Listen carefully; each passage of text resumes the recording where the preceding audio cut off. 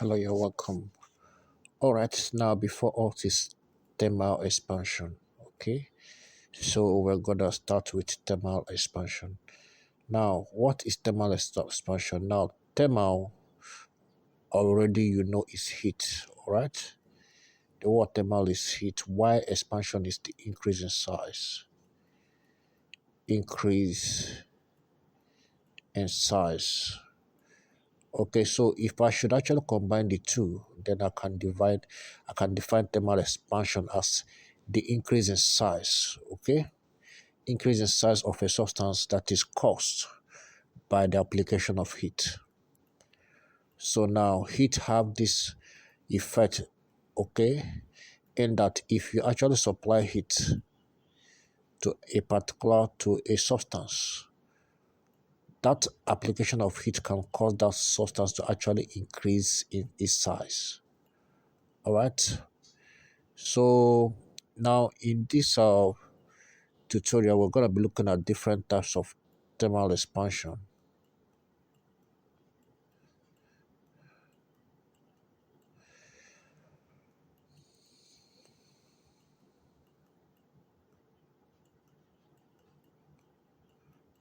Okay. So now this types of thermal expansion that we're going to consider is basically expansion in length, area, and of course in the volume of a substance. So we're going to be taking them one after the other.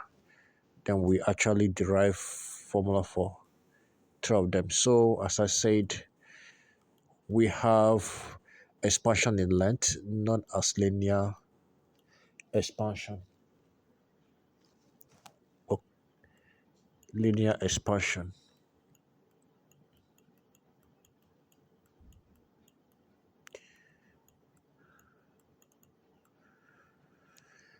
Okay, so now linear expansion is actually being evaluated by a coefficient known as the coefficient of linear expansivity by the symbol alpha.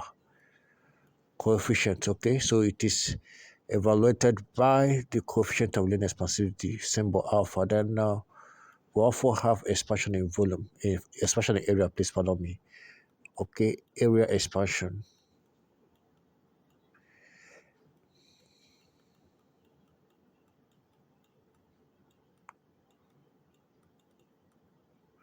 Which is evaluated as the coefficient of area expansivity, and that's the symbol is beta.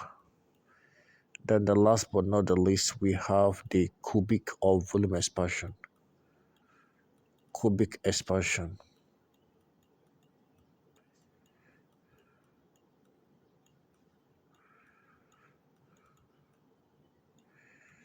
Okay, by the symbol gamma, coefficient of cubic expansivity,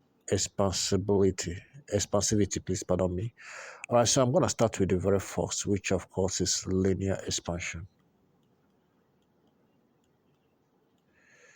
So as the name implies, linear expansion is actually the expansion that is measured in length. So when actually a substance is being heated, the length of that substance increase, then we can measure the linear expansivity by the symbol alpha. So how do we define it? Linear expansivity of a substance is given by the increase in length of that substance, delta L, divided by the original length of the substance, then multiplied by the change in temperature. Okay, so which simply means that as the temperature actually changes, the length of the substance will change from the original to final. So let's say the original length of the substance is L. Okay, the original, please pardon me, the current length of the substance, okay, after heating it, I will have the length of the substance will change, okay, to L. Let's say the current length is L. So the change in length is going to be the current length minus the original length, L minus L0, then divided by L0 or LO, okay, LO original length, then multiplied by the change in temperature. Let's say the current temperature I'm dealing with is theta 2, while the original temperature is theta 1. Okay, I think it is much easier for me to use, let me use 1 and 2. So change in length, let's look at it. The current length minus the original length, L2 minus L1, okay? Or final length minus the original length divided by the original length. Then, of course, temperature change. The final temperature minus the original temperature, theta 1. Okay, so it's better this way. So linear expansivity is expressed by these two formulas. How do I use this? I use this depending on the question. For example, and of course, the SI unit of linear expansivity is per Kelvin. Per Kelvin.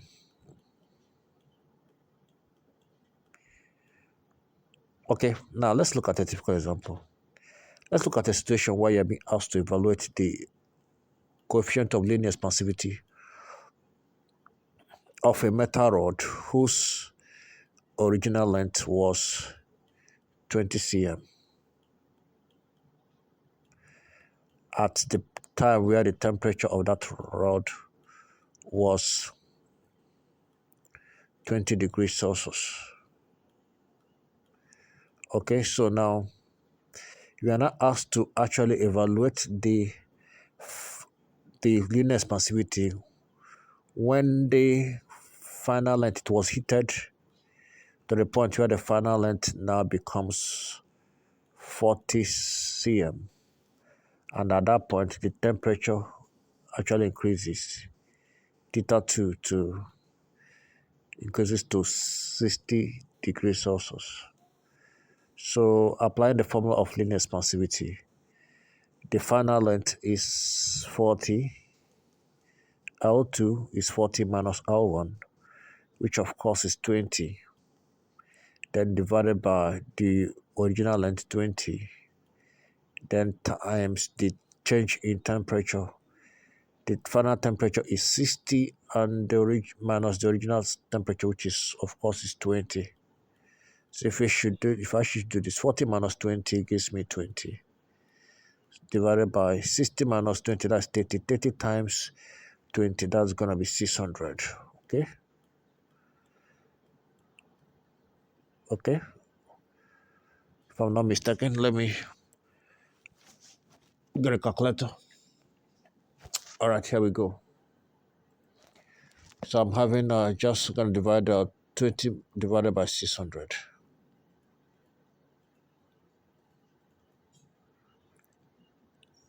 All right. 20 divided by 600. So I'm having 0.033. So the linear expansivity is 0.033 per Kelvin. Okay, so we're still gonna look at more question on this. But before we actually look at more question on this, we are going to be looking at what is known as thermal stress. Okay, thermal stress due to linear expansivity. Thermal stress.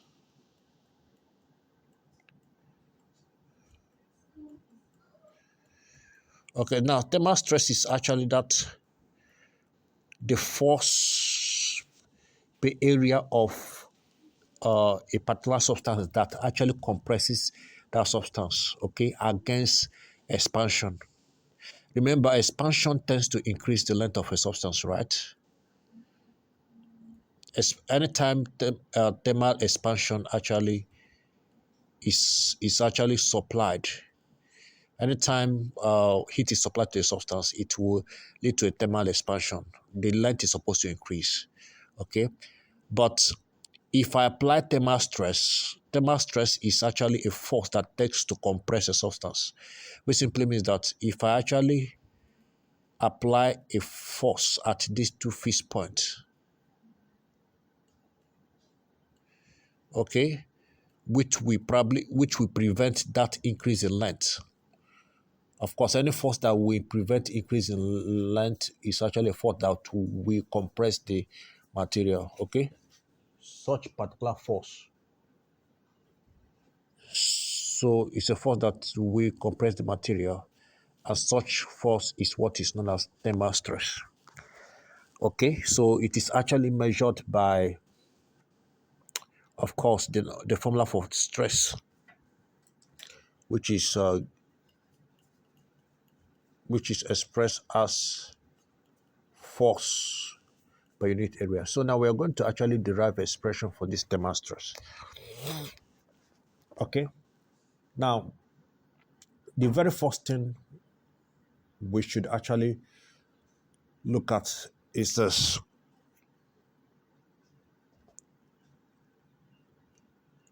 strain on this object is equal to the change in length, L2 minus L1, divided by the original length. That is the strain on the object. Okay, why the stress is actually force per area. Okay, then we'll have actually a parameter known as your modulus E. We say that we know that your modulus is actually giving us the tensile stress.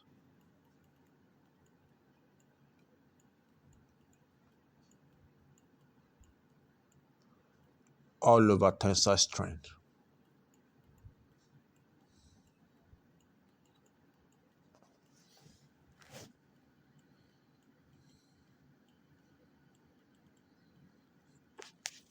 Okay, so invariably now your modulus is going to be equal to tensile stress force all over area divided by the tensile strength, which of course is the change in length, which is something as the extension, divided by this is the change in length, okay, divided by the original length of that particular material. All right, so if I should rearrange this equation to make force all over area the subject, I have force of all over area, which of course is my stress, to be equal to your modulus multiplied by the change in length divided by the original length L1. Okay, so what does that actually imply? Okay, now a situation where we believe that the difference between this change in length difference is not much. Okay, difference between when there's, pardon me, the difference between L2 and L1 is of an insignificant value. Okay, so we can actually get to establish that L2 is equal to L1. So when this change, we are looking at a situation where this change is very small, then definitely that simply means this change will only be very small when L2 is almost equal to, approximately equal to L1. Okay, so invariably now, so in the case of the change, okay, so I'm gonna have F all over A equal to, remember from our linear expansivity, if you can still remember, from our linear expansivity, we know that we are told that linear expansivity is equal to delta L change in length all over the original length, L1, then multiplied by change in temperature. So invariably now, if I make change in length the subject, change in length is going to be equal to alpha L1, then change in temperature delta theta. Okay, so that actually gives us, if I should now come to this particular point, now I will have, from this formula, the stress now is going to be equal to, if I should replace this delta L in this particular expression, I'm going to have your modulus multiplied by change in length, which already is giving us alpha multiplied by the original length multiplied by delta theta. Okay, multiplied by delta theta, then of course divided by L1.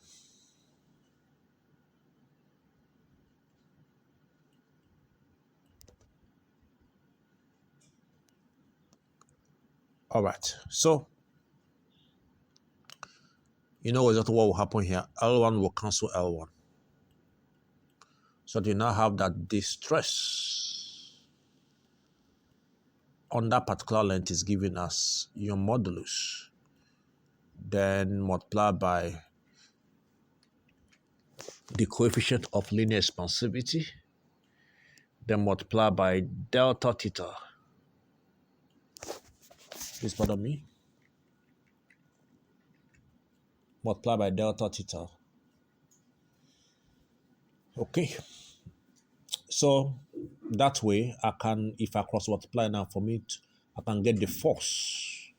So the force on that particular object, the compressive force is going to be equal to, if I cross multiplied, your modulus multiplied by the area multiplied by alpha, which is linear expansivity, then times change in temperature. Okay, which of course you know that change in temperature is giving us theta 2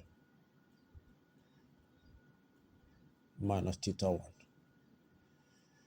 So anytime you are being asked to evaluate the compressive force, okay, a compressive force, the force that tends to compress an object in terms of its linear expansivity, there's a formula, okay? So compressive force is giving us your modulus of that particular object. Every object has your modulus is a constant. Then multiply by the area of that object, multiply by the linear expansivity of the object, then multiply by the change in temperature. So this particular formula, take note of it. Okay, so I've already given you two formulas so far. The alpha, which already we know is delta L all over L1, then multiply by change in temperature. Or you write it this way, L2 minus L1 divided by L1 times change in temperature. Okay, then this is the linear coefficient of linear expansivity.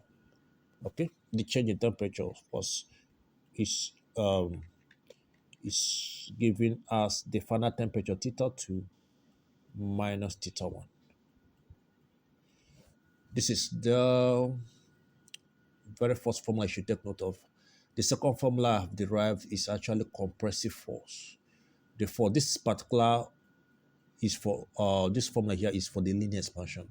And I told you that opposite of linear expansion is actually linear compression. And for you to compress a material against linear expansion, you need to apply a force.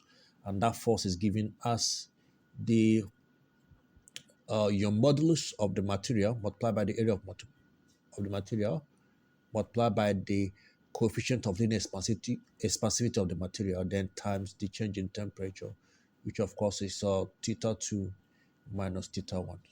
So these are the two important formula I want you to take note of, because we are going to apply it. So we apply it and before we now get to area expansivity. All right. So see you in the next video. Thank you very much.